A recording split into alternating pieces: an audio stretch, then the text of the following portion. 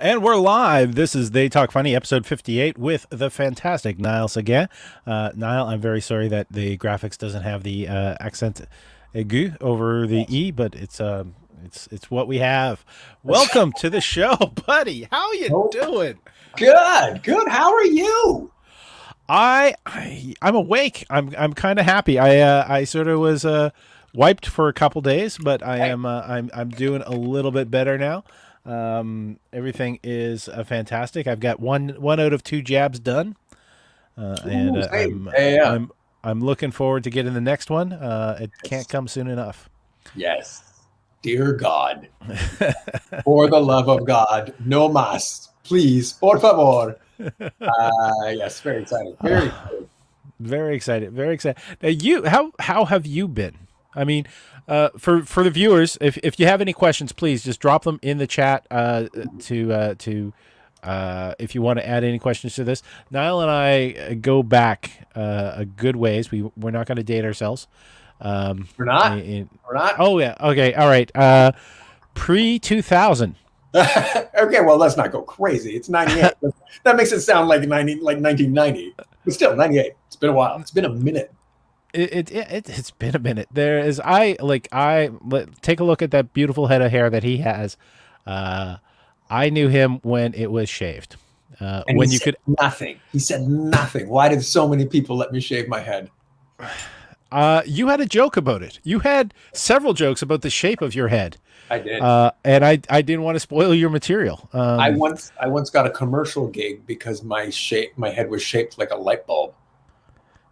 Like that's an actual thing.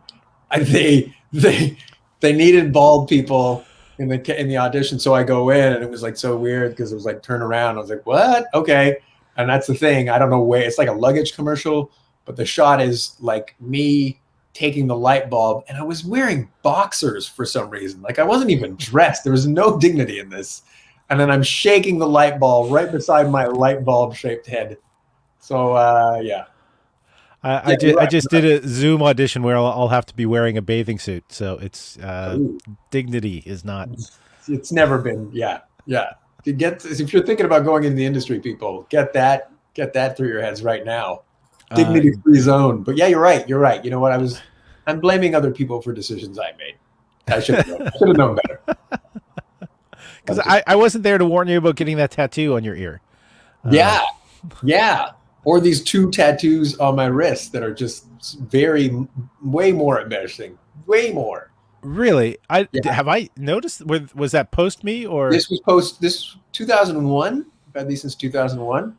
I would have been living in Montreal at the time. Yeah. Oh, wow. Sorry, I just had the flashback to the most confusing night in Toronto. Okay. There was a girl that you were interested in at the time, and she had a Scottish friend who grabbed my head. Right. Was she Scottish? Whatever. She was like Northern English, Scottish, something like that. Yes. If you're English, I'm so sorry that I just lumped Northern English, Scottish like it's the same thing. That is so unacceptable. I'm sorry. Johnny Vegas will tell you it's pretty similar, but it's all. She's Northern English. Yes, I do remember that. Yeah. That was a weird night. It was fun times. Mm-hmm. And how? I've watched way too much Venture Brothers over the lockdown. I just want to stress that.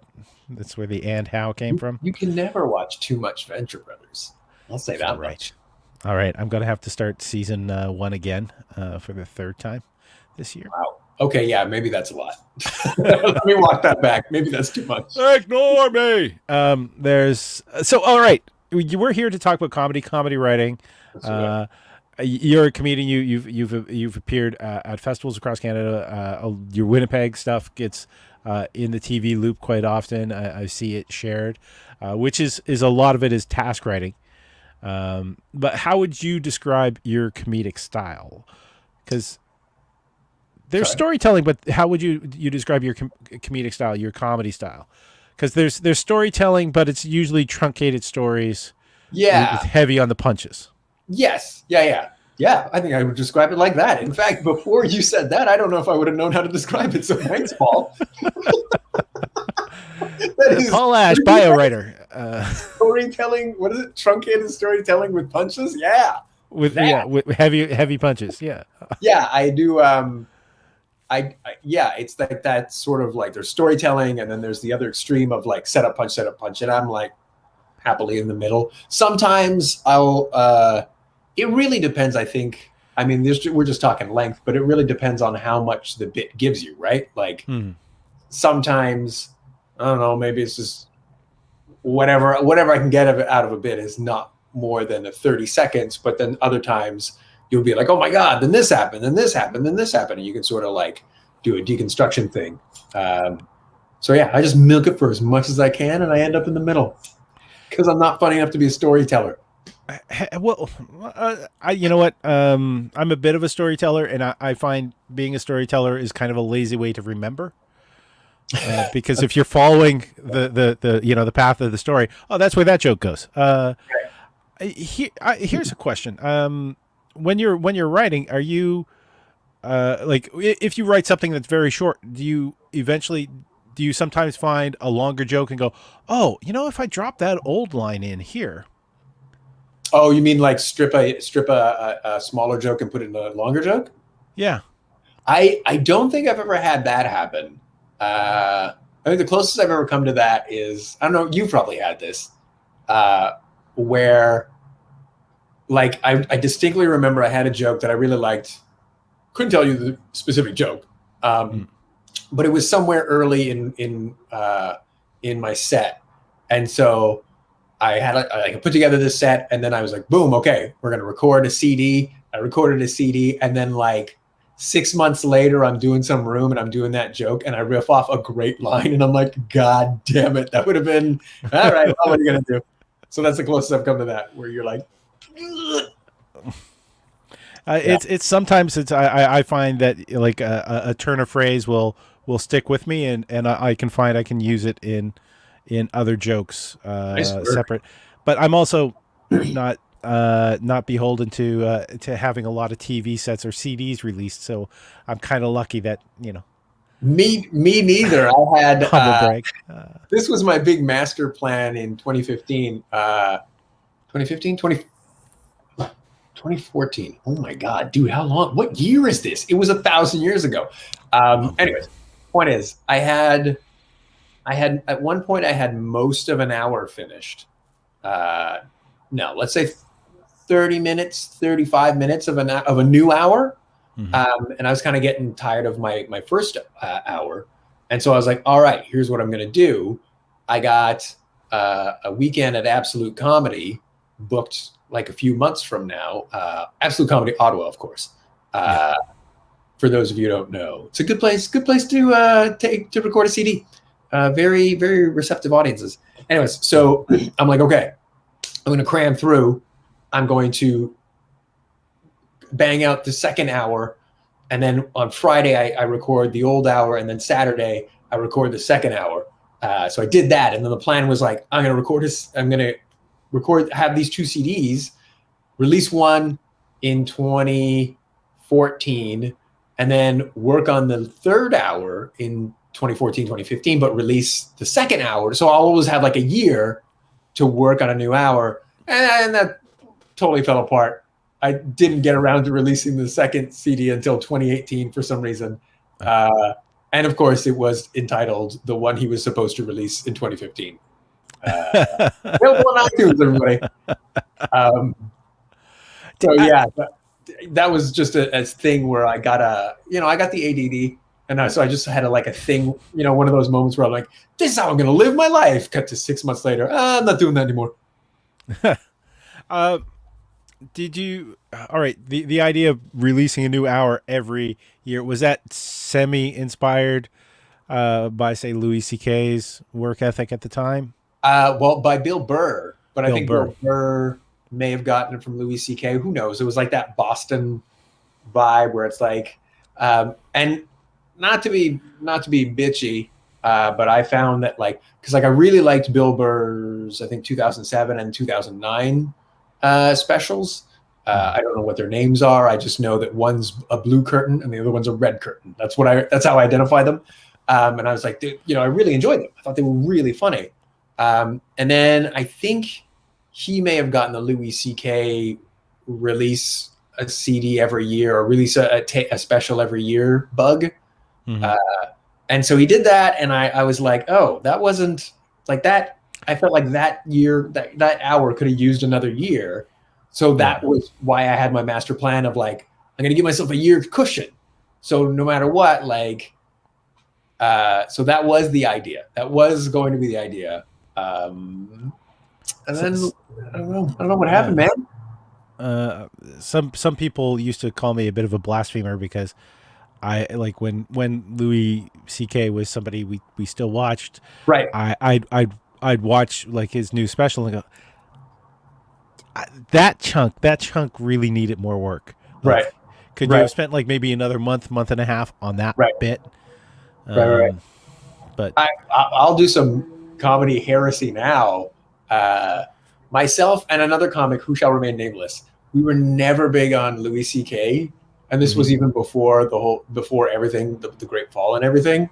Yeah. It was sort of like this, and I don't want to yuck anyone's yum. Like, everyone has their own preferences, and that's great. But I never saw like people just spoke so fanatically about him, and I was always like, yeah, he's okay.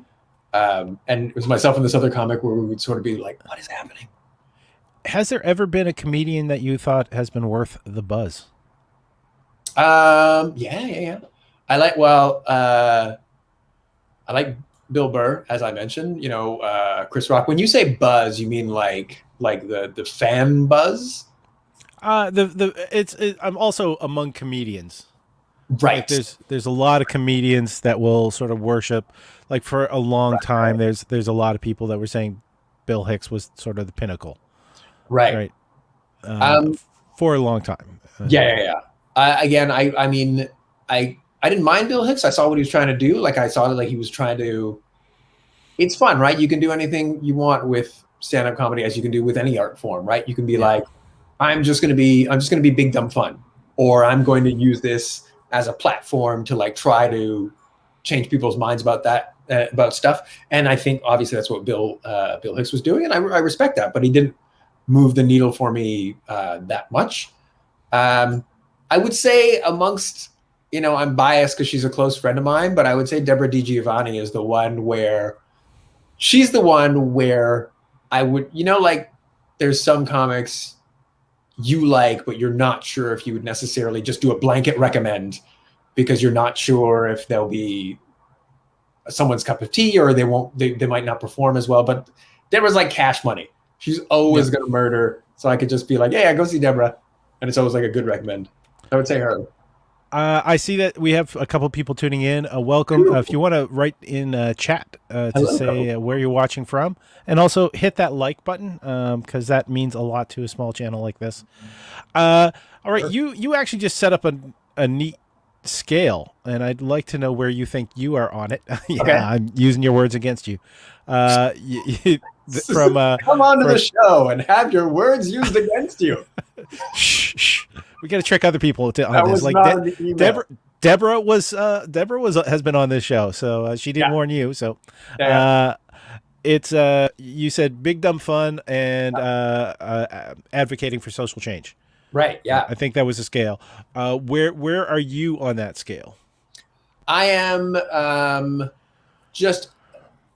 This is very. I feel so saying this because it's so bland, but I am centrist with just a bit towards, like, I don't want to use the word education because that feels pretentious, but like, I don't like bullies, and so I like fighting for like marginalized groups and individuals and that kind of stuff. But I do lean a little more towards big dumb fun than most people who do that, I find, because at one point years ago, we don't have to put a year on it, a long time ago, I decided to do the fringe circuit, right? Because I wasn't headlining, and the fringe circuit is just a great way. If you're a stand-up thinking, how can I get ahead? Try the fringe circuit. They're a bit snobby when it comes to stand-up, but it's an hour. You're practicing headlining. And And so I remember I came up with a show called Fear of a Brown Planet that was about race in the entertainment industry, right? And I remember thinking, okay, I want to do it like Chris Rock, where it's like funny first, right? Like there's some comics where you're like, fuck, that was a really good point, but you're not laughing. But I find that like Chris Rock, and I'm blanking on other examples, but Chris Rock, you're laughing and you're also like, yeah, he's right. He's right. So I was like, funny first. Well, you've opened for Hannibal Buress. Yes. Yeah. So that, yeah, same. So I'm there. I'm like thinky, but I also like silliness, right? Mm-hmm. Yeah, I do find that's interesting because I've been doing some writing for TV, and I've managed very fortunately to toggle between writing for dramatic television and writing for comedic television, and both are super fun. I just find, and mostly like gatekeepers see like dramatic television, it's all up here, and then comedy's fine, but it's down here, and it's just like, to me, what that reminds me of, it's like because you have those people who are like, no, art can't be just big dumb fun, right? It can't just be silliness. It has to enlighten. It has to, prove a point and try to make a difference. Otherwise, it's not art. And to me, I find that like art is like sex, right? Like, and the people who have that point of view, they're like, no, sex is just for kids, just for making kids. Not just for kids, that's creepy, but just for making children. It's only for procreation. Whereas like other people are like, yeah, sometimes you just want to bang. You just want to have fun, And so that's how I see art. It's like, or stand-up and comedy in general. Just like, I mean, I'm going to have some stuff that tries to make a point, but I'm also going to have some stuff where it's just dumb. It's just a dumb, silly, you're an idiot joke, because I like that kind of stuff. Now, I sort of interrupted you on your point when you were describing Fear of a Brown Planet. Right. It was, I take it that was a little bit of the description of the fact that doing the Fringe, Fear of a Brown Planet, talking about racism or systemic racism in the entertainment industry. Yeah. And I think you were moving towards saying something about how that helped you with the Fringe or not helped you. You mean in terms of it helped me in my stand-up? Yeah, helped you at getting in with the Fringe, and because you were talking about the snobbery of the Fringe, and Lynn Alex is viewing. Welcome, Hi, Lynn. So you love that style of comedy. Are we talking about the ASC? Yeah, I love StreamYard. StreamYard makes this all possible. So I've got the big pillow here, and the little duck. I love puddles. I love Lynn's profile cat pic. That is really funny. Well, she's high from a brown Albertan. So. Oh, hey! God help you. I'm kidding. That was a terrible thing to say about the Albertans. I'm sure they're fine, right? We don't have to go down this road. Go down. Sorry, wait. What were you saying about? You said that Fringe can be a little snobby towards stand-up. And so your Fringe play was Fear of a Brown Planet, which you sort of did address like systemic racism or bias in the entertainment industry. And did that endear you a little bit more because of the subject matter to the Fringe people to fight the Fringe snobbery? Yes. Yeah. I distinctly remember one 4-star review, and this is how petty I am. Fucker didn't give me 5. All right. It was a solid. Seriously, it was a solid. Well, I'm not so petty that I remember who said it or which magazine, but it doesn't matter. I'm still petty that I remember it.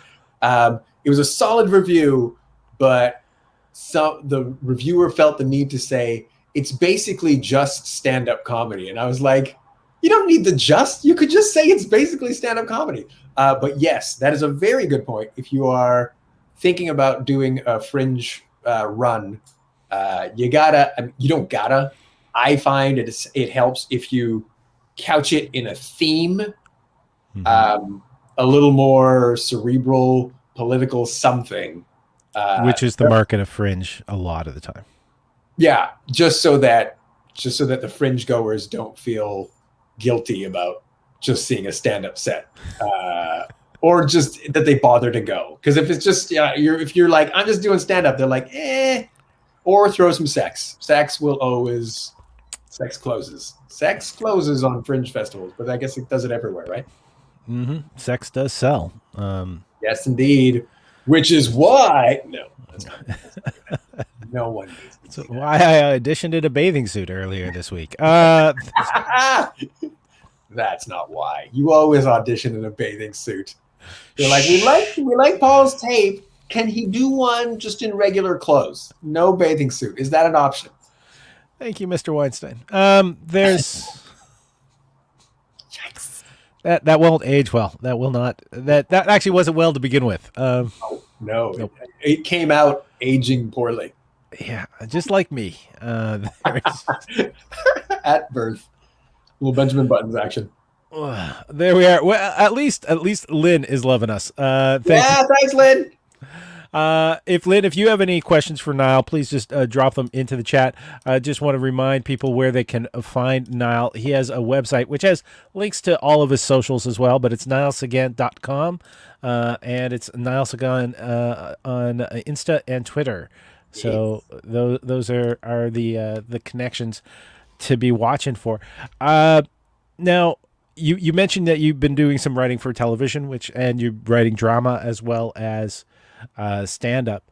How has that affected your writing habits?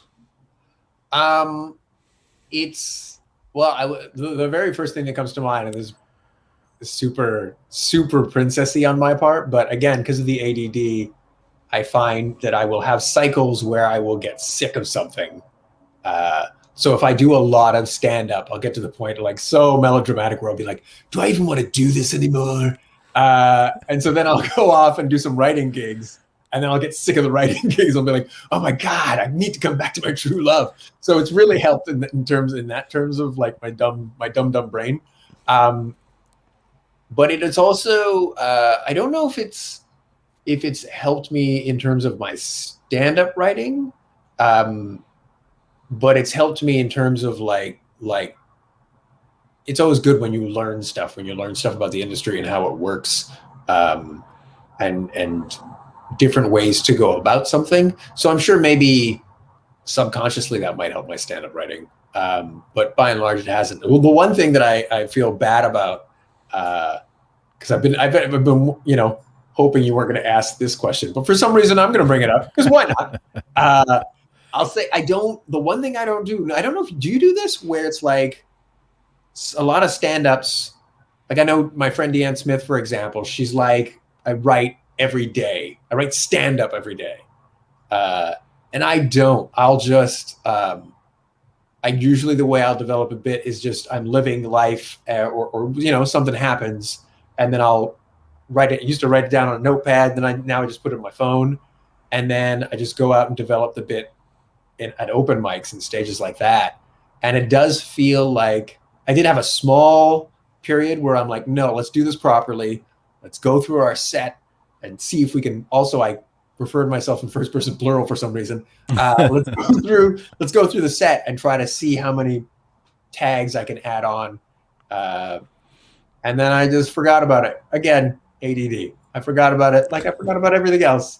Do you do that? Do you get up every day or every other day or something like that and be like, boom, writing stand-up bits?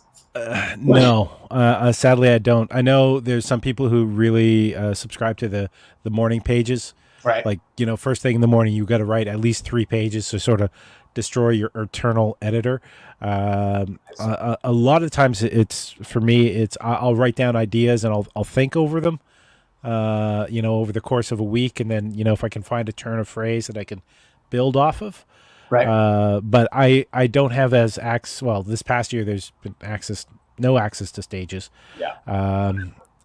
I'm not entirely a write on stage kind of guy, but I do like to kind of definitely find the beats while I'm on stage.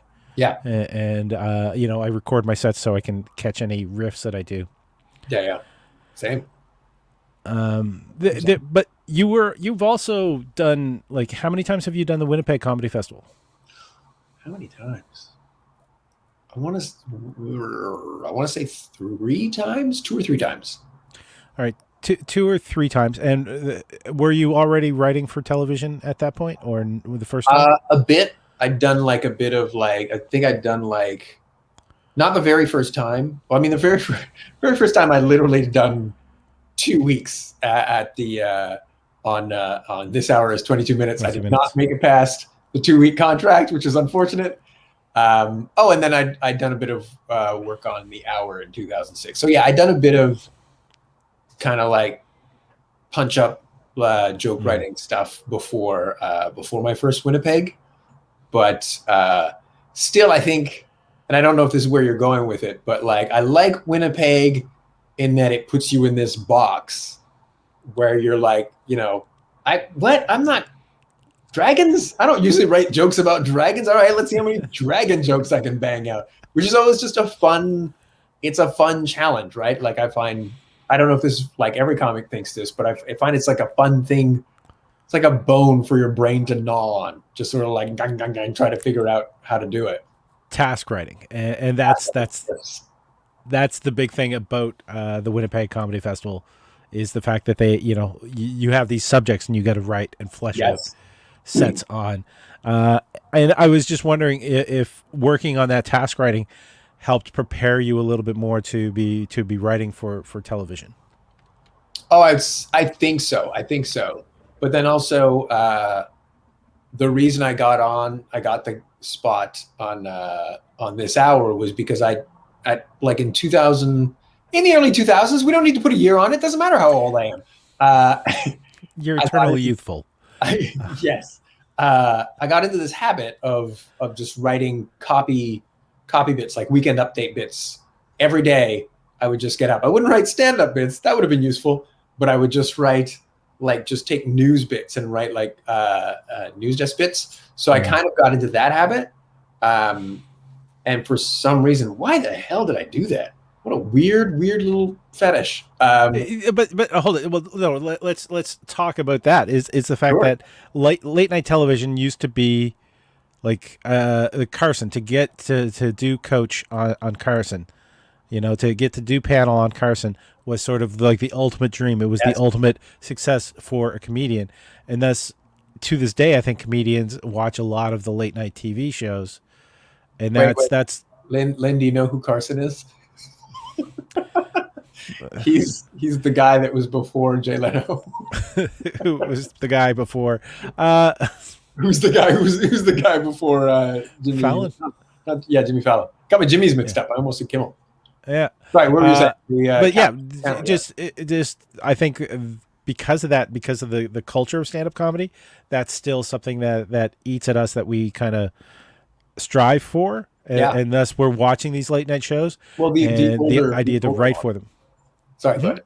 The monologues. Well, the older comics are still the older comics. You know what? In Montreal, I still find there's young comedians who want to write copy jokes, want to write desk jokes and monologue jokes. Really? For that, yeah. Cool. Actually, I want to do a little bit of a shout out to. I don't know if that's visible. The shirt looks like the old Comedy Nest logo, but it says Comedy Gang. It's designed by a young comic in Montreal. This is not a paid. You know what? I do these shout outs and they're not paid. This is why I make no money. But maybe you should bill them. Now that you do reverse negative billing. I actually don't. I usually try not to wear anything with labels or anything on it, and I actually paid for this.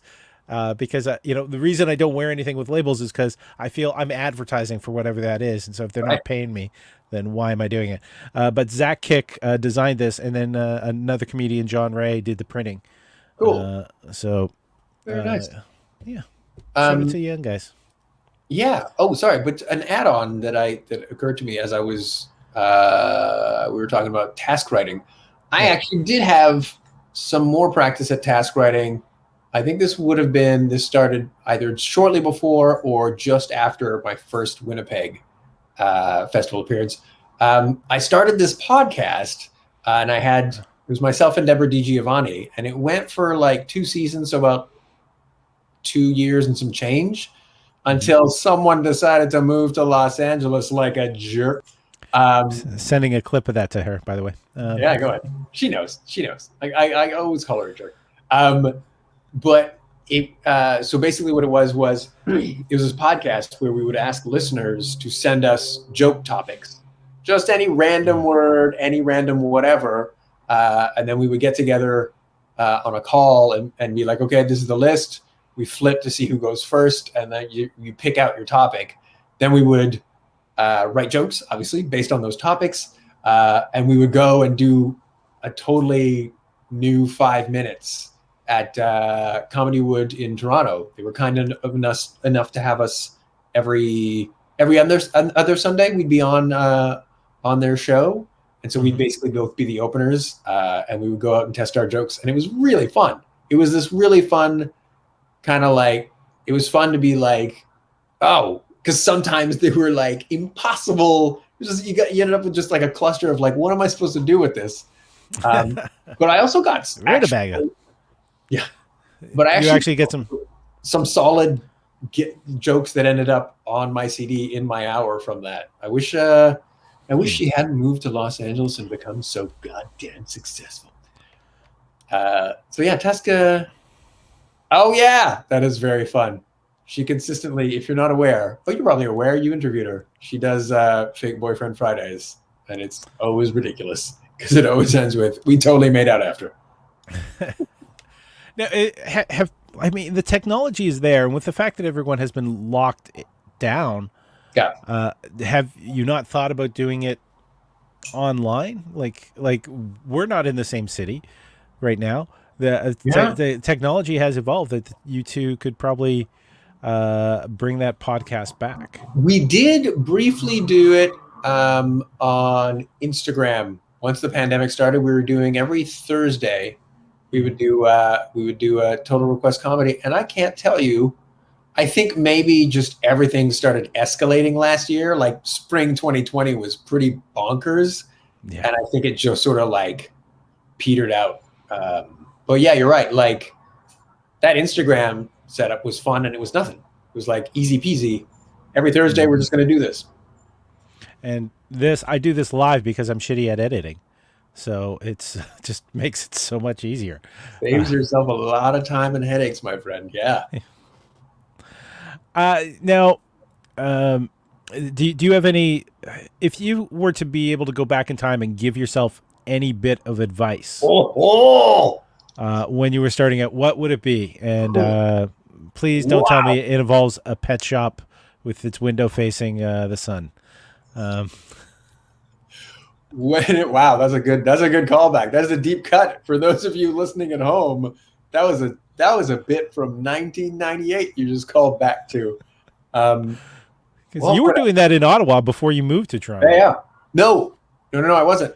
Oh, really? Or was I? No, yes, you're right. You're right. I was doing that in Ottawa because that's where I got the bit from. I was walking down the street, like Montreal Road in Ottawa. It's like a neighborhood that I was living in. And it was that. It was just horrifying because it was these kittens, and there's a big plate glass window, and I was like, what is happening? You're cooking these poor things. What advice would I give myself? It's tricky because I feel like the advice I would give myself, I would still not listen to. Right? Because it's just it's basically don't be as concerned, be more fearless, be as close to fearless as possible, and just do stuff all the time. Screw you, I'm shaving my head. Yeah, no, wait. You know what? Let's run that back. Just grow your hair.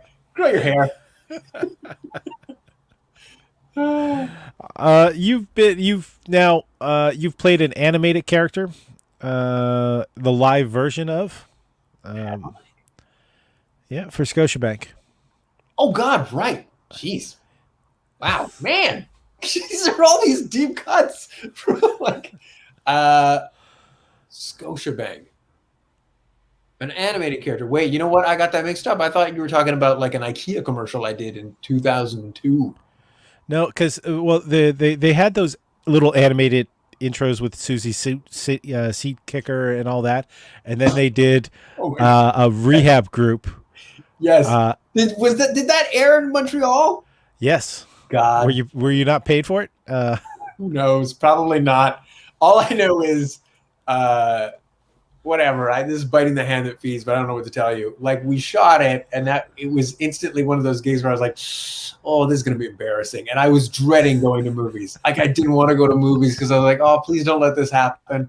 But they never aired in Toronto, at least not at the theater that I went. There was never, and like no one added me or no one like messaged me to say, oh my God, I just saw you. I think one or two people out west. And I remember thinking, oh my God, thank God it's over there. It's away. No one will know. Yet when we came on screen here, you complimented me for my plumbing skills. Yeah. I don't know why yours airs here. It was national, so it was everywhere. Nice. Yeah. Apparently, so was mine, but not Toronto. It was a weird. I don't know. All right, there is. I guess your advice was to be fearless, Yes. but or be less fearful, I guess. Be less fearful. What are you afraid of? I have this weird.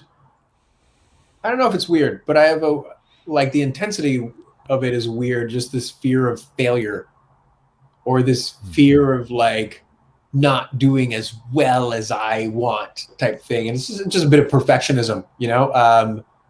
Because there's like a few projects that I've been talking about doing forever, and I never get around to doing them because I'm always like, it's not quite. And it's just like, just do it. Just even now, right? Like even now in this day and age, just get it over with, get it out, and then move on to the next thing. So see, my fear of failure prevents me from starting something. See, Okay. If I never start it, then I can never fail. Same difference, right? Like I'm kind of like I'm dicking around with it, but I never finish it. You may as well not start it. It's the same. It's almost the same thing. Now, we've touched on the fact that this past year, like last spring, everything kind of went bonkers. Touring, shows canceled.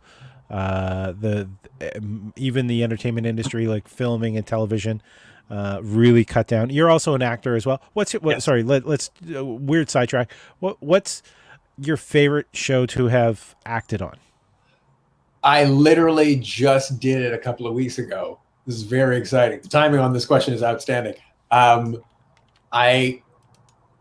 it wasn't even, I didn't even get this through a regular audition. So there's this show called Paris. It's a French show. I think it's going to be on TV5. Okay. And the premise is there's this guy, I'm not going to say too much, but I mean, this is probably going to be in the blurb. This guy is going through a midlife crisis. He lives in Paris, Ontario. His life is falling apart. One day he's downstairs trying to fix the furnace, and he finds a hole in the wall, and it leads him to Paris, France. And so then he starts toggling back and forth, and his life just goes crazy. And it's just like, when I was told about the premise, I'm like, oh my God, that is so great. That is so cool. That is so insane. And I was offered like just a guest role, a few episodes on it. And I'm not going to say any more because then you can start getting into the nitty grits of the story and what happens. But it was such a bonkers part, and it was such a great part because it was the acting equivalent of the middle spot on a comedy show. Like, if you don't know, for those of you listening at home, if you're not in the loop, the middle spot is the best spot to be on in any comedy show, because you go in with your tight 20 and you fucking murder, and then you leave, and then everyone's like just filling in the blanks of how amazing you would have been if only you'd been there for 60 minutes. But in fact, if you'd been there for 60 minutes, it would have been regression to the mean, and you would have been okay. You would have been all right. You would have changed their lives. And that's basically what this role was, right? Like, it's a few episodes, but it's bonkers, and I got to have so much fun with it. So that was definitely my hands down. It's like the first time, because the rest of the stuff I'm very grateful for, and they were fun roles, but this was the first time where it was like, hey Nile, if you ever wanted to play a role, what kind of role would it be?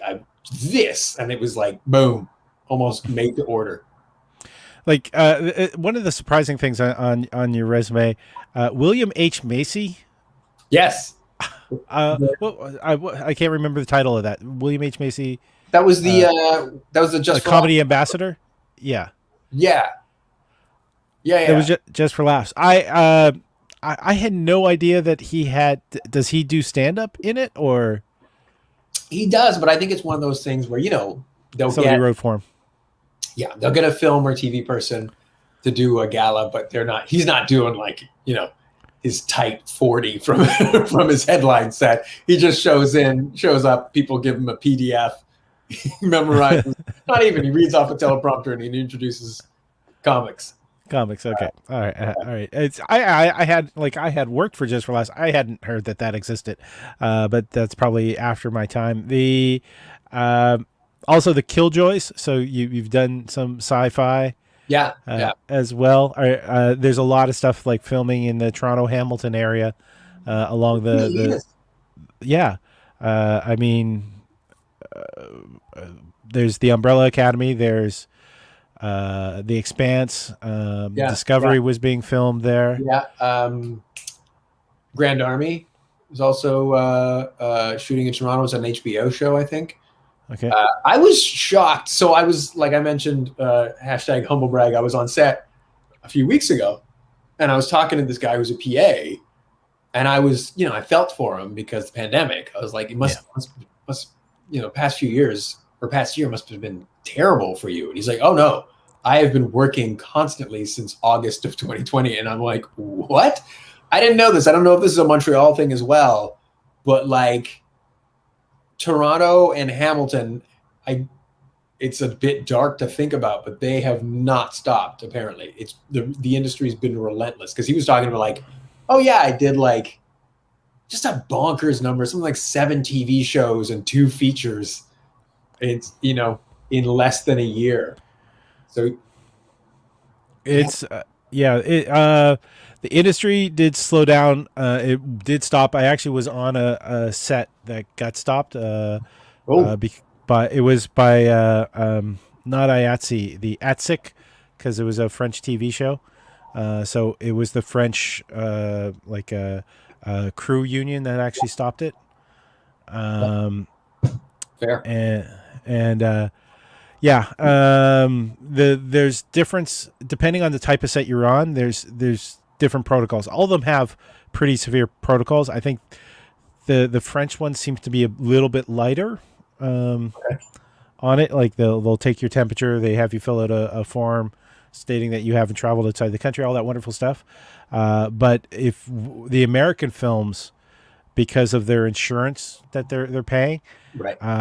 It does take longer to get shots because people are keeping distanced and they are messing with perspective a lot. But it was the American films that I was on that had us doing like the nasal swab test. Right. And we had to do that for every day. We'd be on. Yeah. Wow. And the crew, I think we're doing it every 3 days. Huh. So yeah, I did. I was on the 3rd season of Second Gen in July, August of 2020. So I did a few days on that, and there was it was tricky. A lot of social distancing and doing what they could, but no testing, which I was very surprised by. Second Gen's a Canadian production, so right. ACTRA doesn't require it, and the people who are insuring sets aren't requiring it. Interesting. But then on the flip side, I was on Paris recently, and I did get tested a few days every time before I was to go on set. Mm-hmm. So yeah, I can't tell if that's a French / English, Anglo-Canadian thing, or if it was just like now that it's that they've had more time to practice, they're like, yeah, let's do tests because that's a good idea. I'm trying to think. It's weird with the rules. Now, okay, I started this question by talking about a lot of stuff has happened in the past year. Right. So we're not just talking about COVID, but also the movements for social change that have happened in the States that have spilled over here. the recent news yeah, well, I'll get to that in a second. But how have you felt over the past year in everything that has gone Yeah. down? Yeah. Not great. I distinctly remember in like the spring, right? Like after, like immediately after George Floyd was murdered and all of that, the aftershock came for some reason. And I guess this is just like my luck and or privilege or whatever. It never occurred to me just how, far down on the food chain I was in terms of like, social justice. So that was a bit of like, because it was like a gut punch. It was like, oh, and it's both true and not true. But you're like, oh my God, I'm at the bottom of the world. Oh, this is my corner. Okay, so that was really rough. But I really liked, because it's kind of fucked up to say, and hear me out, but like it's almost like as if Donald Trump was good for forward progress and social justice in the same way that a blackout drunk binge where you fucking run someone over and nearly murder them is good to get you sober, right? Where it's like it was like he was our rock bottom, I hope, for God's sakes, as a society. It's almost like, because I feel like if George Floyd, and there's no way to know this is a total sliding doors moment, but it feels like if George Floyd had been murdered and Hillary Clinton was president, she would have said all of the things that you're supposed to say. She would have been like, this is terrible, and we're going to do a bunch of stuff, and everyone would have calmed down. Everyone would have thought like, well, this is horrible, but someone's on it. But Donald Trump's complete denial caused people to be like, no, this is a thing, and you're going to like, and it very much polarized everyone, but it also gave a little more harumph to the progressive side, which was very, very, very needed, I felt. So in that way, it was kind of like it was a terrible fucking year that had to happen. And I'm not a sociologist or any. I got no real education on it. It just feels like it was an unfortunate fucking year that had to happen so that people could be like, okay, let's start taking this seriously. Let's do stuff like all of that. I mean, Jesus Christ, they turned Georgia blue, which when I first heard about that woman, I was like, oh, bless your heart. Good luck with all that. I was so condescending. I was like, there's no fucking way you're turning Georgia blue. You out of your mind? And then she did it. Well, not just her, but like they did it. Which I don't think is going to happen unless you have that. This is really terrible, rock bottom. No, your description of the analogy that you had for like to get sober, I wanted to say, have you not watched The Oz? Right, I have. Which episode are you talking about? Oh, right. The premise. Which episode are you talking about? The whole thing. Yeah. There you go. A little Tobias Beecher and I can't remember the other guy's name. That'll sober you up. Yeah, J. Jonah Jameson. No, what? J.K. Simmons. J.K. Simmons will do stuff to you in prison. That was between takes. That was a documentary. Right. All right. So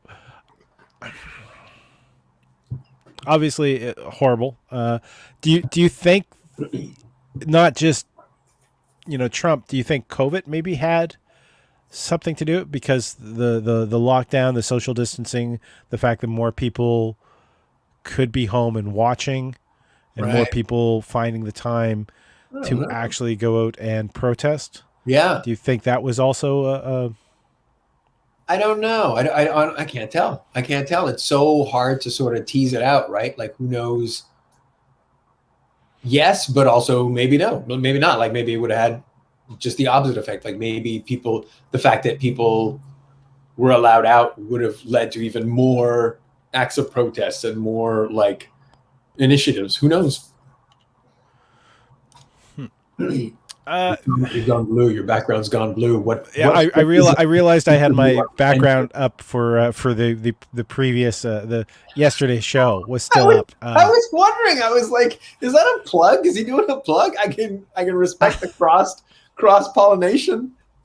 So actually, I'll write a little plug around the bottom. If anyone's interested in my shows, any of my shows, there's a link tree at the bottom, little description of each type of show, and you can actually donate to help support the channel there as well. You should do that every episode. It's a great segue. Just like, do I have the wrong background? Gee golly gumbutts. Lynn would catch on, I think, at that point. Lynn would catch on. Thank you very much for watching, Lynn, and anyone else that's watching, please comment or leave a question for Nile.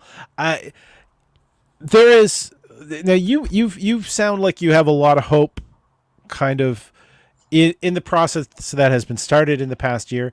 It almost sounded like you feel like there has been a big enough shift that you believe like it's gonna stick, or that like you almost made it sound like it's we can ease up a little bit. It's a little safer. Oh, right. Yeah.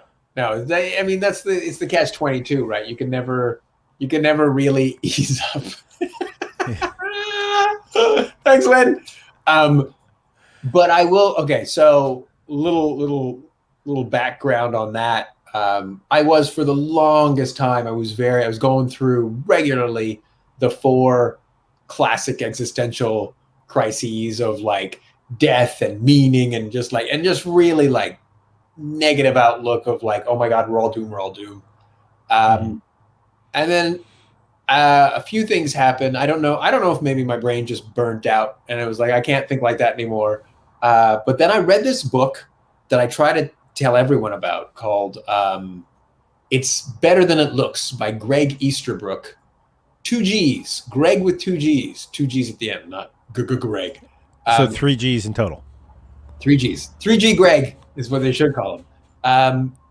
And it really shifted my the way I look at the world, because it's just like, and now I get sort of like annoyed when people are like, oh, but we're all doomed, right? It's like, we're not all doomed. We're not. I feel it's like we're doing this. There's some other stuff that, like, don't look up the Fermi paradox, because then you might go back into the hole of like, oh, we're doomed. But that's the name of the book. It's better than it looks. It's better. Okay. It's better than it looks. But it's also not as bad as it looks, you guys. But the point is, what I find frustrating is, yes, there are a lot of issues that are very important and very critical and very like red light on the dashboard urgent. But I think, yes, that is correct. I think it's also really important to look at the full picture, right? Because otherwise, if all you do is you doom scroll and all you do is you look at everything that's gone wrong, then you're not going to be able to get out of the starting gate. You're not going to be able to, you could be like, oh, well, I'm going to go out and volunteer and try to make a difference. But what's the point? Because we're all doomed. And then if everyone thinks like that, then yeah, we're all doomed. So that's what it's weird. I think especially amongst progressives, I don't know enough people on the right to know if that's, if it goes on amongst people right-wingers as well. But I just find it's almost like taboo to be like, yeah, but we've also, we've made some progress. It's almost taboo to say that, because it's like people seem to think that if you say that, you're canceling out everything that's bad. And that's like, well, no, if you're playing like a basketball game and you're down by 10 points, you could be like, yeah, but we also have 50 points. Pointing out that you have 50 points doesn't cancel the fact, doesn't mean you're no longer taking the fact that you're down 10 seriously. Excuse me for the sneeze. Yeah. So I don't know. I mean, I'm almost like a closet optimist, but not optimist in that way of like, everything's going to be great no matter what. More along the lines of it's better than it looks. Let's all not spend all of our time doom scrolling and driving ourselves crazy. And the writer of that is Gregg Easterbrook. Gregg Easterbrook. Yes. Yeah. Well worth the read. there's two things from your statement I wanted to jump on is the fact is there is the writing trope. It's it's the death flag. It's like, hey, it looks like we're gonna be okay, and that's the guy that gets killed, Right. or Yeah. or whatever. That's immediately. It can't get any worse. Oh, And then it does. yeah. Yeah. But I also I'm trying to remember where I read it, but I read an article about how the brain for evolution purposes, for human brain for survival purposes, is wired to remember the bad. Yes. Stronger. And to look out for the bad, because as a total survival mechanism. I get that. Yeah, for sure. And I mean, personally, myself, it's like I try to remember or write down the good things that happen to me each day. And that way, it kind of reaffirms it and sticks it into my brain, so I don't, slide into a deep depression and don't get out from underneath my covers. Yes, that's a good practice. I don't do that. I should do that. I don't practice gratitude. It's the dumbest thing. Until your ADD kicks in and you stop doing it. Exactly. Be grateful for your ADD, because it's probably allowed you to get rid of some bad habits as well. Sure, let's go with that. I like it. Let's it's better than it looks. Better than it looks. Nice. Good callback. All right. Now we talked a little bit before we went on, I think, about the Zoom shows and the fact that you haven't done a lot. I haven't done a lot. I've done like a handful. They've all been fun. I know some comics have been complaining about the Zoom shows, and I get it. It's not the same pop that you're going to get from a live audience. It's not the same literal energy. It feels like energy. And I understand that, but it's still like, for me, it's still performing, and I very much enjoy it, because one thing I realized on Zoom shows, the few Zoom shows I have done, is that performance and doing stand-up is one of the few times where, and I think that's why I like it so much, where I don't have ADD.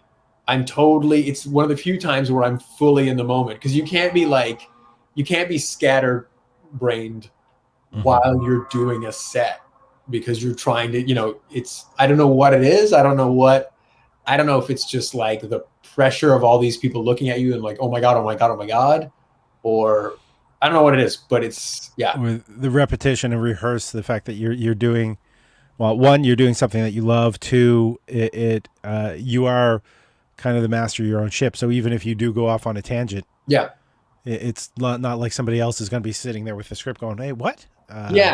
But I mean, it's not, so there's no pressure with that, but for sure. But it's not the tangents like with ADD, like even talking to you now, my mind sometimes wanders and, there's something, outside, and I got to remember to do that. Like I'm not fully here, which some people get upset about because they think it's a disrespect, but it's like, no, that's just all the time, man. It's just the brain doesn't have that. See, but if there was 50 of me, you'd be paying I would be locked in. Or not even 50. I've done Zoom shows with like 20 people in the room, and I'm just like, for whatever reason, I'm not thinking about this, that, and the other thing. It's really weird. If there's a neuroscientist out there who knows why, feel free to let us know. Please put it in the chat, or if you're watching this on the repeat, you can just put it in the comments underneath, and I'll try to make sure to get it back to Nile in the future. Now, just prior to lockdown, Cask got the knees kind of knocked out a little bit in the fact that stand-up comedy wasn't recognized as an art form. Do you how are you viewing things about the future? Like when shows are beginning to open up again, do you think we're going to be losing the Zoomies or any kind of online shows? Did you do any panel shows? Because I've noticed there's been a number of panel shows popping up across the country. I did not. Okay. I don't think the Zoom shows are going to go away permanently. I think there's going to be something to it. I think there's still going to be, and I might be wrong, but I feel like there's something to the idea. It might end up being like a hybrid, right? You might have a regular stand-up show, and then someone comes in via Zoom and they just project them onto the screen, and we just do it that way. I feel like. Or regular stand-up shows that are being broadcast, I mean, like streamed. One of the things that sort of drove like Canadian stand-up comics are probably among the best in the world. I'm biased. I will say that because of the fact that most of the times when they appeared in the States, no one had heard of them, and they were very polished. And part of that was the fact that the Canadian comics got to appear in so many places, like playing up north, doing all these road gigs, etc., where we weren't building our own reputation; we were building somebody else's brand. So I'm subtle, but it's changing now in the world that comedians are learning to build their brand and sell their brand when they're going. And I think the sun is setting where you are, as your room is getting subtly darker. Should I turn on a light? If you want to turn on a light, we're not. I don't think we're going to be going for that much longer. We've been going for an hour already, which is we have. Yeah, it hasn't felt like it. It's been fun chatting with you. It's been pleasant. Yeah, the other thing is the fact that these shows now can be reaching so many places that don't normally get comedy. Right. So like with the live stream, the other flip side of that is doing these stream shows or these Zoomies.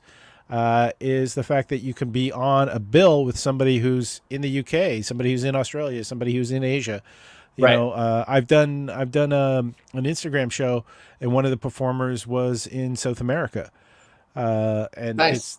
It's kind of a neat way to network and meet these other performers, but it's also a way to be seen in different locales and help to build your brand while you're there. Do you think that's going to be an influencing factor, or is me mentioning this the first time you thought of it? I don't know.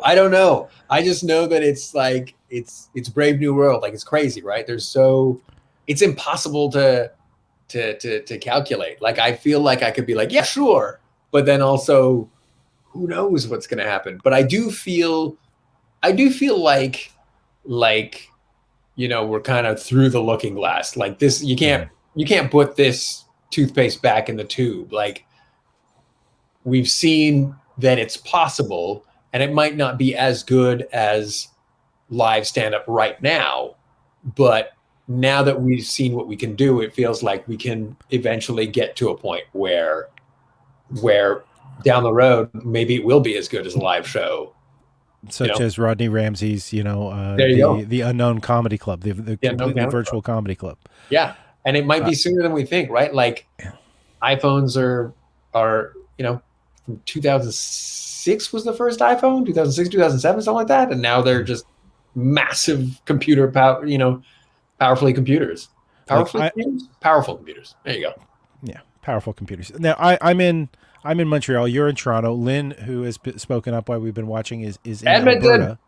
Yeah. And was it Edmonton? She just mentioned Alberta. Did she say? She didn't say a city. No. Did I? Oh, sorry, Lynn.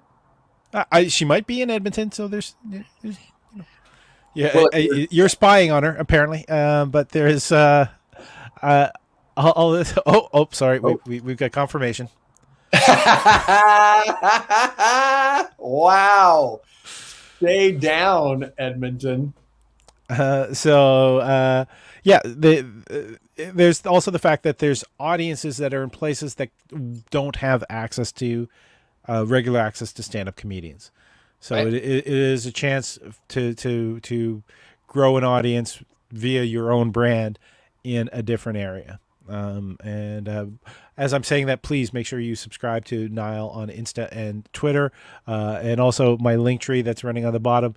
You can subscribe to my YouTube channels to see the various shows that are there. But you have hope for the future. You have hope for shows coming back.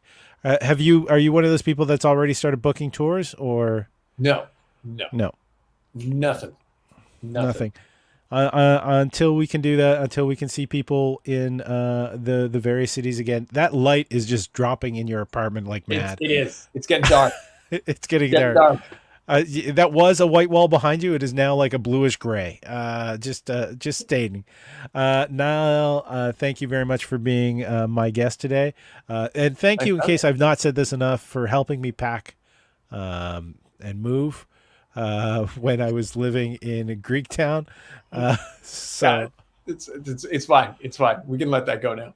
We can let that go. Okay. All right. So Enough time has passed. Yeah. It's a 20-year-old debt. There is. It's been fantastic having you on. It's been fantastic catching up with you.